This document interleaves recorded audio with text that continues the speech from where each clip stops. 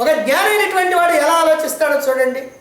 పత్రం అంటే ఏమిటంటే మన యొక్క మనస్సు. ఎందుకనండి పత్రాన్ని మనస్సు అని అన్నారు? మనస్సు ఎప్పుడు కూడా చలిస్తూ ఉంటుంది, పత్రం ఎప్పుడు చలిస్తూ ఉంటుంది. ఆకు ఎప్పుడు కూడా గాలికి అలలాడుతూ ఉంటుంది కదా, మనసు కూడా అంతే, ఎప్పుడు కదులుతూ ఉంటుంది. అందుకని మన యొక్క మనస్సే పత్రం. మరైతే పుష్పం ఏమిటండి?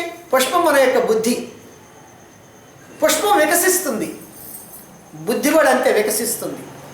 మన యొక్క వయస్సు పెరిగే కొద్దీ, ఆలోచనలు పెరిగే కొద్దీ మన బుద్ధి కూడా అలా వికసిస్తూ ఉంది. పుష్పం అలా పరిమళిస్తుంది బుద్ధి. అందుకని ఈ బుద్ధిని పుష్పం అన్నారు. ఇక ఫలం అంటే ఏమిటి? ఇది అహంకారం. ఫలము మనలో ఉన్నటువంటి అహంకారం. అంటే ఎప్పుడు కూడా ఒక పండులాగా పునరుత్పత్తికి కారణమవుతుంది. అహంకారం మనలో ఉంది అని అంటే ఈ అహంకారం కారణంగా మళ్ళీ మళ్ళీ మనం జన్మలెత్తున్నాం. అంటే పునరుత్పత్తి జరుగుతూ ఉంది. అహంకారం అంటే ఏమిటి? నేను నేను అనేది. ఆ నేనెవరు? ఈ దేహేంద్రియ మనోబుద్ధులతో కూడుకున్నటువంటి జీవుడే.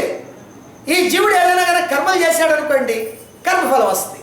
కర్మఫలం వచ్చిందనుకోండి, దాన్ని అనుభవించడానికి జన్మ వస్తుంది. అంటే ఈ అహంకారం అనేటువంటిది మళ్ళీ మళ్ళీ జన్మలు ఎత్తా ఉంటుంది, పునరుత్పత్తి జరుగుద్ది.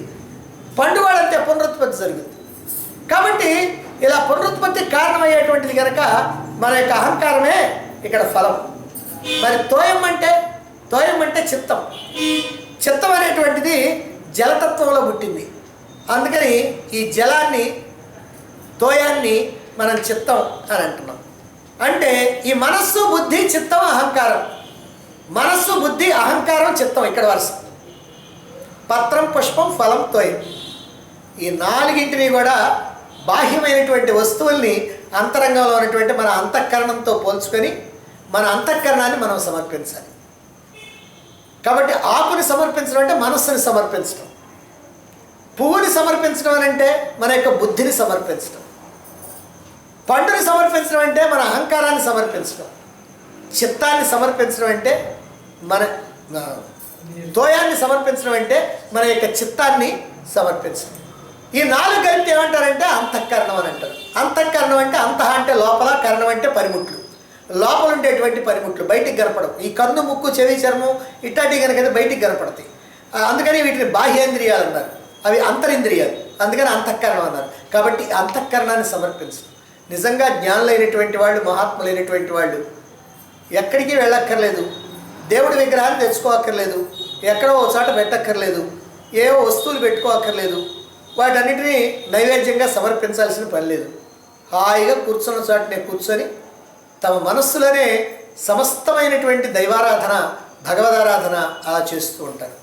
ఎందుకనంటే పరమాత్మ స్వరూపం తనది. కాబట్టి ఆ పరమాత్మ స్వరూపాన్ని ఇదిగో ఈ మనస్సు, బుద్ధి, చిత్తం, అహంకారం అనేటువంటి వాటిని సమర్పించి అవి మనం లేకుండా చేసుకోవటం. ఇవన్నీ మనకు ఉండటమే మనకు అడ్డం. ఈ మనస్సు, బుద్ధి, చిత్తం, అహంకారం మనకు ఉండటమే మనకు అడ్డం. అవి కానీ లేకపోతే మనకు అడ్డం దొరికిపోయినట్టే. అందుకని వాటిని సమర్పిస్తూ ఉంటారు.